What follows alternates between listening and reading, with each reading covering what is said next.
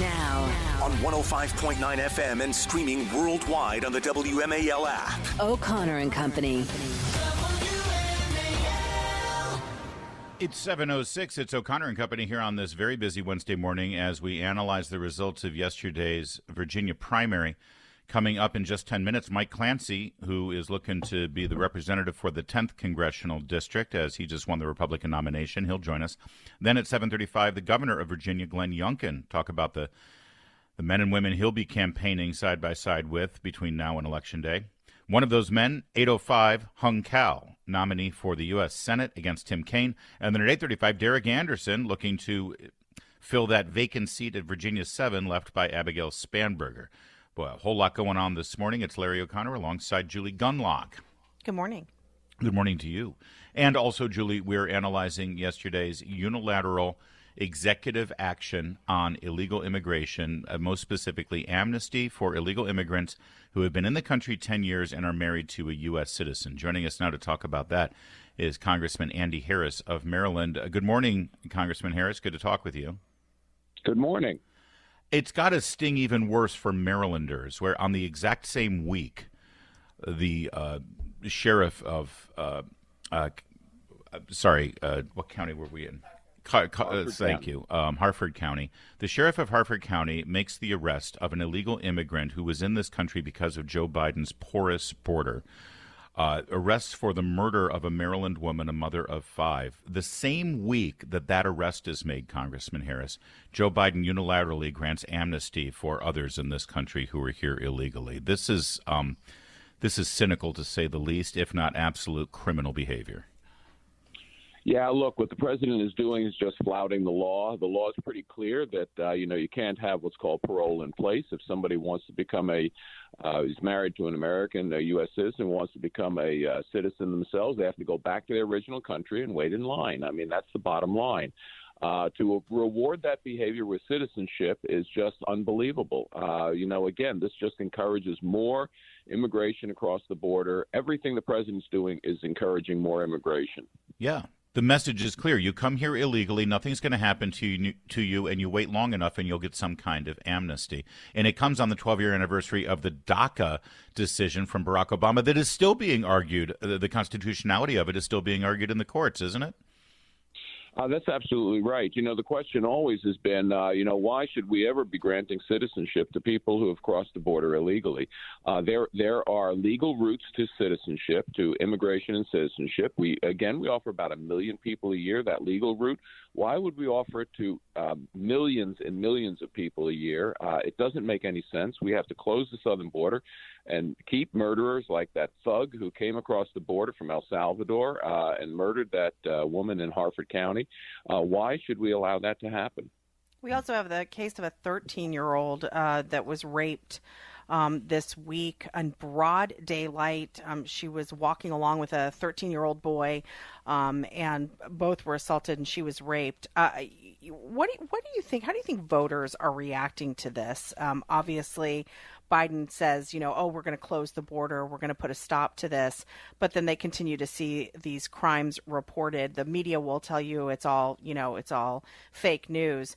But do you think that the voters are in any way convinced that something's being done on the border? Oh, they're not being convinced at all, and the media, it's interesting. They're trying to portray what Biden did a couple of weeks ago with the asylum program as, this great effort to close the border. It allows 4,000 people a day to come across the border, with asylum, and even more if you use the app. I mean, the bottom line is that it's not a control at all. And people see right through it. That's why immigration is still one of the large issues in this year's campaign, and it'll continue to be a large issue because, again, we have Laken Riley, now we have Rachel Morin. I mean, we have these people who were killed because of the Biden border policy. It's that simple. Congressman Harris, this is also very revealing if you think about it. This is for illegal immigrants who have been here for over 10 years, who are married to a U.S. citizen. You would think that would be a very narrow subset of a legal immigrant, and yet then we're told this affects 1 million people. If that's 1 million people, Congressman Harris, You've been here 10 years and you're married to a citizen. If that affects 1 million people, how many do you really think we're talking about here that are living in this country, not only illegally against our immigration policies, but clearly continue to work against the laws that prohibit an illegal immigrant from working in this country? Well, of course, nobody knows the answer because they're here illegally. The bottom line is no one can possibly know that answer. All we know is we've seen with our own eyes floods of hundreds of thousands of people crossing the open Biden border, and that doesn't include the gotaways, which now are probably 3 million people in the last few years.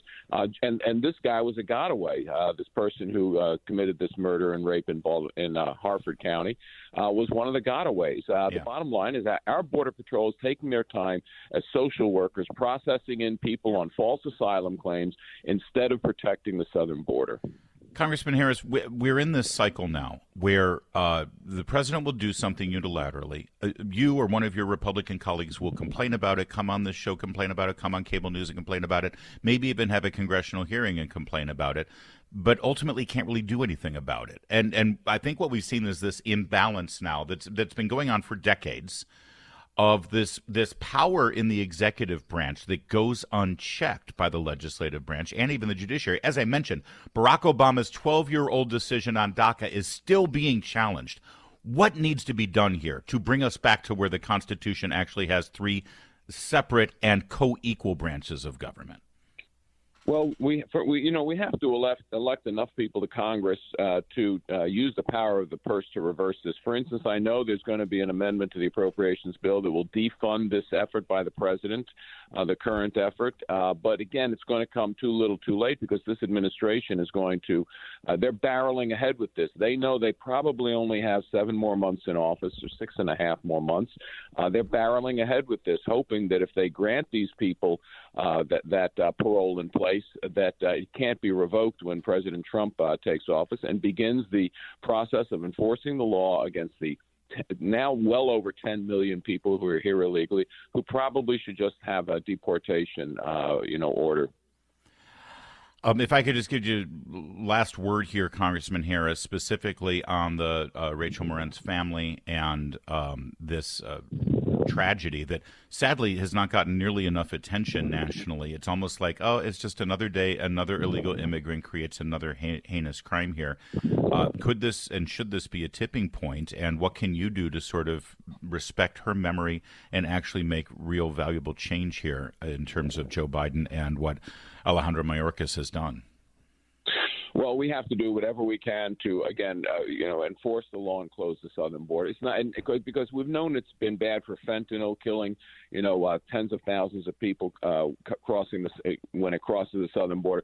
It's people crossing the southern border. We just have to shut that southern border down. Yeah, and Joe Biden lied yesterday. He lied about the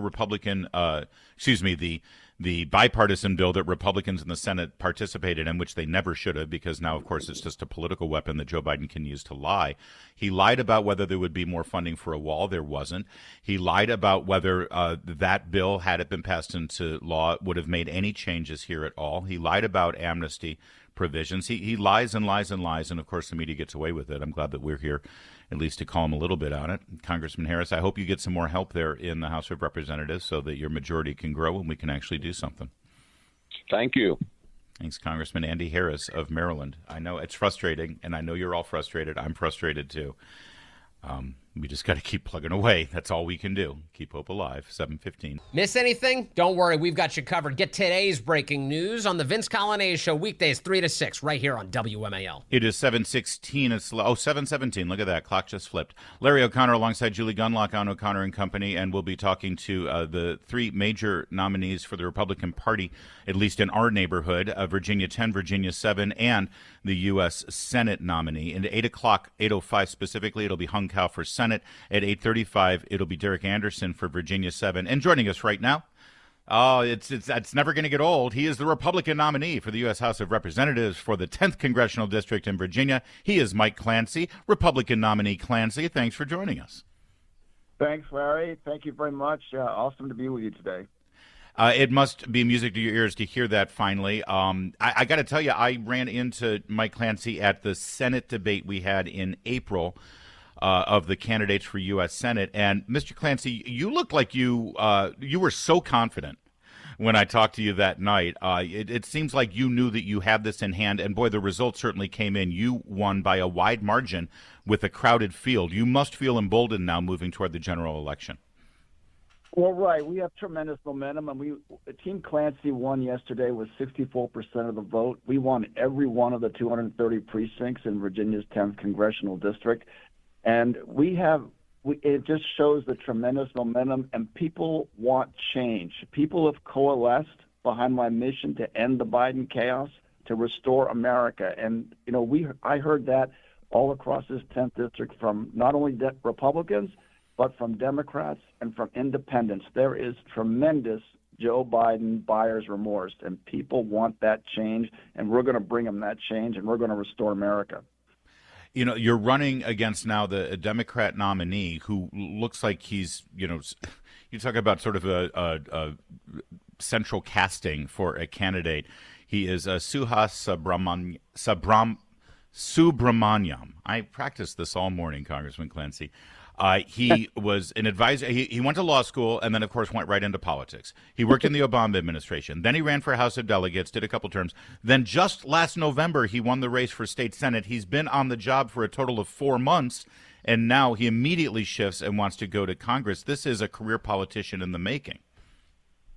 No, that's right. My opponent is Larry. He's a radical left extremist. Think Bernie Sanders. He's an AOC squad Democrat. He's pushing an agenda that's completely out of step with our district, and he has a voting record that shows that. In fact, he failed to show up for the state Senate special session to consider the critically important legislation for the military family state tuition program. He just lost the vote of every single veteran in the 10th district, and I'll tell you, I will show up for our veterans in Congress. He also, by the way, fashions himself as a technology expert. That was one of his advisory jobs in the Obama administration. And meanwhile, you are literally a cybersecurity expert as well. This could be a very interesting discussion about the future of technology. And I mean, we do. And by the way, that hits home in Virginia 10, since it's the home of so many data centers and a growing technology industry. No, that's right. I mean, data centers are a critical issue right now. There's implications for our energy infrastructure, for our water infrastructure. There's a place for data centers, but we have to make sure we have a structured approach to data centers, to supporting technology, to supporting the energy grid. Those are all things that are going to be critical issues for Congress to address and to work closely with our state governments and how we move forward with that. These are national security issues, and as you noted, these are critical cybersecurity issues. Yeah, We're speaking. I'm sorry. Go ahead, I'm Juliet, so sorry.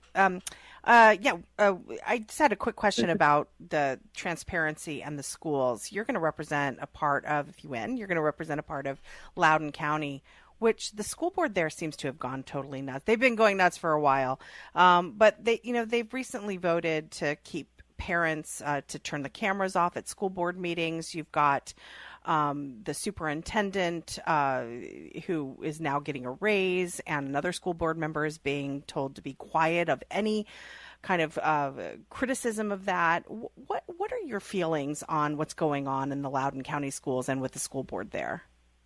Yeah, Julie, well, as you know, I've been heavily involved in the school issues for a number of years now. I've been at these school board meetings, fighting for parents' rights, fighting for accountability and transparency. This school board that was just elected a few months back in 2023 is worse than the old school board that we just got rid of. And they want to govern our schools in darkness, and we need to have the full transparency. That was outrageous, the way they went after the Republican school board member. Is weaponization. Once again, we're seeing weaponization of the process against someone they disagree with. But yes, there should be full transparency. The school superintendent has a lot of issues. He's been traveling around the country instead of doing his job here in Loudoun County. We need to have that full transparency, so that we can empower parents' rights. Parents have a right to know what's going on in the schools, and it's just like that same issue with the fentanyl overdose cases, where the superintendent wasn't sharing that information with parents, and it took, and Governor Youngkin pushed the 24-hour notice bill. So that, yes, transparency will be a critical issue. I'd love to ask you more questions, Republican nominee for Congress in Virginia 10, Mike Clancy, but we're right up against it. We've got a lot of other candidates to talk to today who have won their nominations, and something tells me you and I are going to have a lot of conversations between now and Election Day. So we'll wait for next time. I know you've got a busy slate. Congratulations on the victory, a resounding victory, and onward to Election Day, sir. Well, thank you, Larry. Thank you, Julie. Have a great day. It is 7:23. Now on 105.9 FM and streaming worldwide on the WMAL app. O'Connor and Company. It is 7:37. It's O'Connor and Company on a very busy Wednesday morning. I mean, they're always busy, but this one's busier than most because the voters have spoken in the Commonwealth of Virginia, and you now have your nominees for Congress and for Senate. Coming up at 8:05, we'll speak with Hung Kao, your nominee, to face off against Tim Kaine. And at 8:35, Derek Anderson running to fill that vacant seat at Virginia 7. We just heard from Mike Clancy at Virginia 10. I'm Larry O'Connor alongside Julie Gunlock. Good morning. And we'll now hear the leader of the Republican Party in the Commonwealth of Virginia, the governor himself, Glenn Youngkin. Like us, Governor Youngkin, you stayed neutral during the primary process, but now you've got your nominees, and I'd love your assessment of who you're going to be campaigning with shoulder to shoulder between now and November. Well, I'm very excited about our nominees. We have incredibly talented patriots who are running. And this is going to be a great election season for us. And you just went through the list, but Hung Kao's a Navy hero, and he's going to be a great candidate. Derek Anderson, I mean, come on, we got a Green Beret who's going to go win the 7th, and that's so exciting.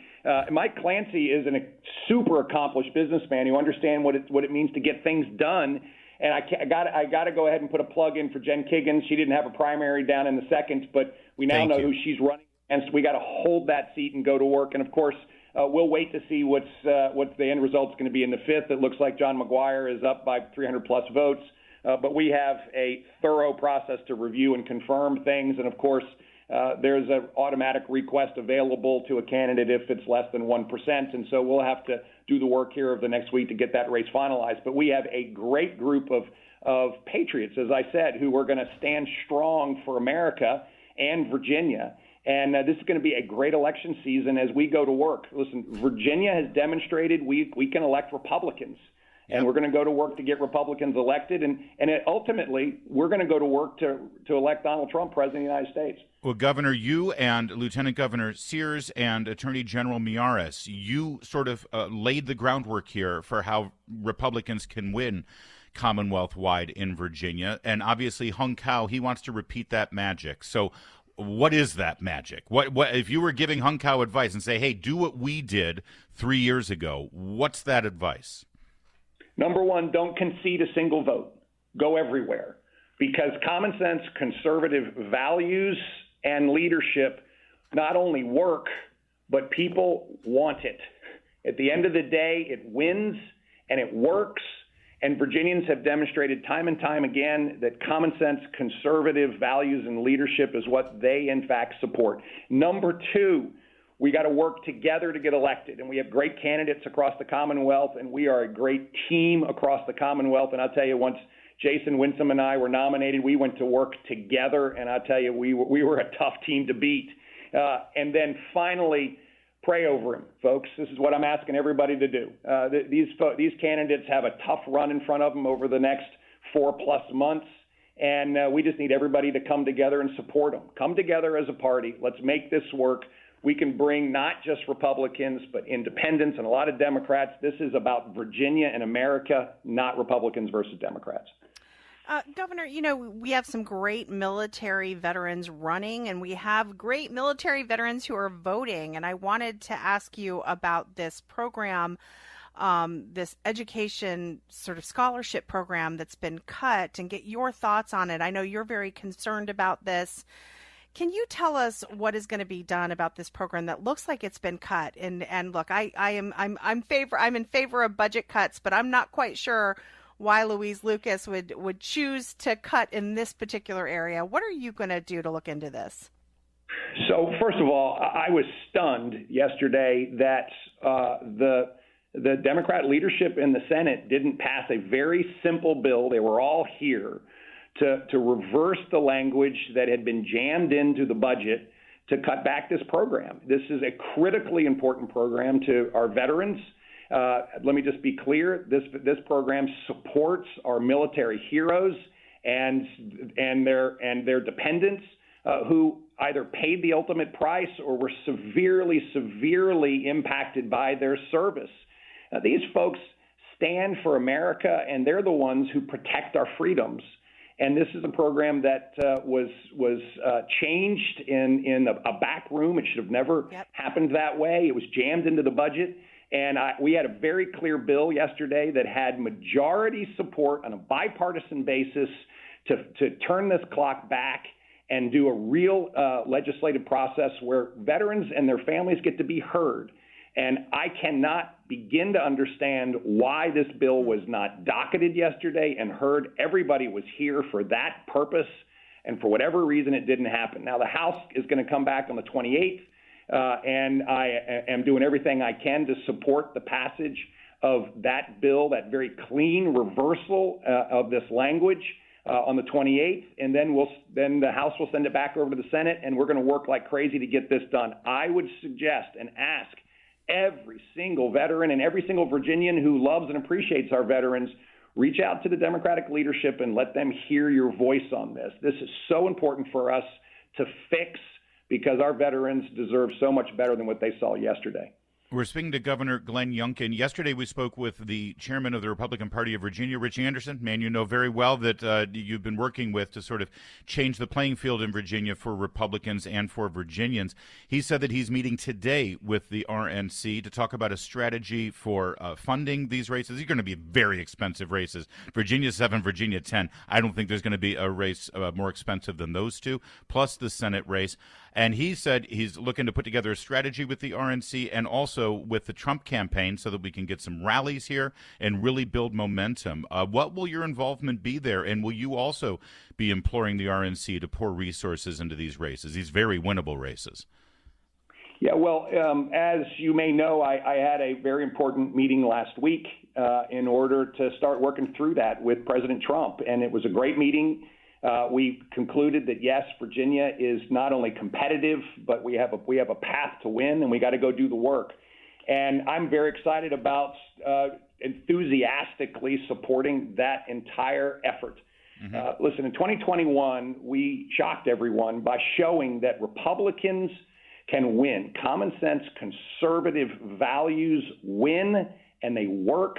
And we're going to run the exact same plan again. And at the end of the day, the success that we've had over the last 2.5 years of demonstrating that dignity is in work and we can get people back to great jobs. We can stand up for parents. We need to back the blue. We have seen huge successes across the Commonwealth. And listen, it results in prosperity, and it results in opportunity. And the fact that we have more Virginians working today than we ever have in the history of the Commonwealth, record job growth, we have tackled so many of the challenges in education. Listen, I am so proud of the work that our team has done in putting parents back at the head of the table and reestablishing excellence in education and overhauling the standards and the accountability in our school systems. This is so important. So as we head into this election season, that is the template. And that's why we are enthusiastically going to work in order to get out every voter and to make sure that everybody who believes in the future of Virginia and America is not only going to show up and vote, but we elect these great candidates. And, of course, we elect Donald Trump president of the United States. Since you brought up the issue of that meeting with President Trump, I should ask, did the question of his running mate come up at all in that meeting? Inquiring minds want to know. Larry, we talked about Virginia and how to win. And that's one of the things I deeply respect about President Trump is he is a fighter. He knows how to win, and we're going to go do the work. And that was an exciting part of the real meeting of not just the president and me, but our teams and how we're going to collaborate and work together in order to get every voter out in Virginia in order to support his reelection. Did you mention what a great wine ambassador I have been for the Virginia wine country? Did that come up at all? Larry, sadly, it did not come up, but it's one of the reasons why Virginia is the best place to live and work and raise a family. It's one of the reasons why we are winning is because we have an amazing wine industry and we have a great ambassador. I mean, that's right there. That's going in my Hall of Fame inductee application. Governor Glenn Youngkin, congratulations on finally getting your nominees. Oh, well, we're still waiting on that last one. And, boy, is it going to be an exciting November in the Commonwealth of Virginia. Thank you, Governor Youngkin. It's going to be great. Hey, Larry, can I say one thing? I'd like to thank Julie for the great work you're doing in raising awareness on Title IX. Oh. I mean, this is an extraordinary grab by President Biden in order to try to leverage school funds. I mean lunch money in order to drive an extreme agenda into our schools. We had a great ruling from a judge who is blocking this. It's so important. Listen, Attorney General Miyares and his team has done a great job, but I want to thank you because these changes that are trying to be coerced into America by Joe Biden by holding hostage K through 12 funding, I mean, again, lunch money in order to drive this extreme agenda. It is so important that we not only fully understand it, but also that we fight it. And we had a great win. There's wins across the country in order to stop this. But thank you, Julie, for the great work you're doing. I'm sorry I'm not going to see you on Friday on your bus tour. Well, Governor, thank you so much. We, IWF and your office and you, we make a great team. Thanks so much. Yeah, Julie's doing great work on that Title IX.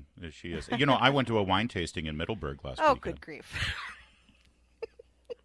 Thank you both. God bless you, and it's going to be a fun election season, and I look forward to talking to you guys a lot. Let's stand up for these great candidates and get them elected. Amen. Thank you. I always make Governor. it awkward. Thank you, Governor.